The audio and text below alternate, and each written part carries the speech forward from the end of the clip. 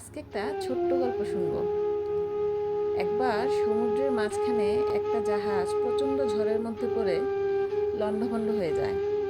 সেই জাহাজের বেঁচে যাওয়া এক যাত্রী ভাসতে ভাসতে এক নির্জন দ্বীপে এসে পৌঁছায়। জ্ঞান ফেরার পর সে প্রথমেই আল্লাহর কাছে প্রাণ খুলে ধন্যবাদ জানায় তাকে বাঁচানোর জন্য। তারপর থেকে প্রতিদিন সে দ্বীপের তীরে এসে বসে থাকতো, যদি কোনো জাহাজ এদিকে আসে সে আশায়।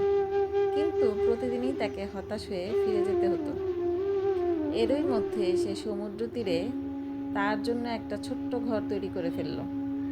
সমুদ্রের মাছ ধরে আর বন থেকে ফলমূল আহরণ করে সে বেঁচে থাকলো।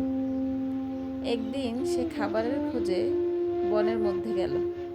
বন থেকে সে যখন ফিরে এলো, দেখলো যে তার রান্না করা চুলা থেকে আগুন লেগে পুরো ঘরটাই ছাই হয়ে গেছে এবং তার কালো ধোঁয়ায় পুরো আকাশ কালো হয়ে গেছে। লোকটি চিৎকার করে উঠল, হায় আল্লাহ, তুমি আমার ভাগ্যে এটাও রেখেছিলে। এভাবেই সে ক্লান্ত মনে ঘুমিয়ে পড়ল।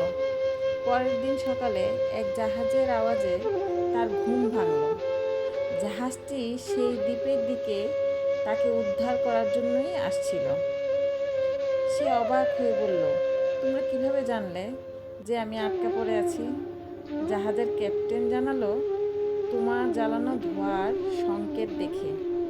কি বন্ধুরা, আমরা কি কিছু বুঝতে পেরেছি এই গল্পটা শুনে?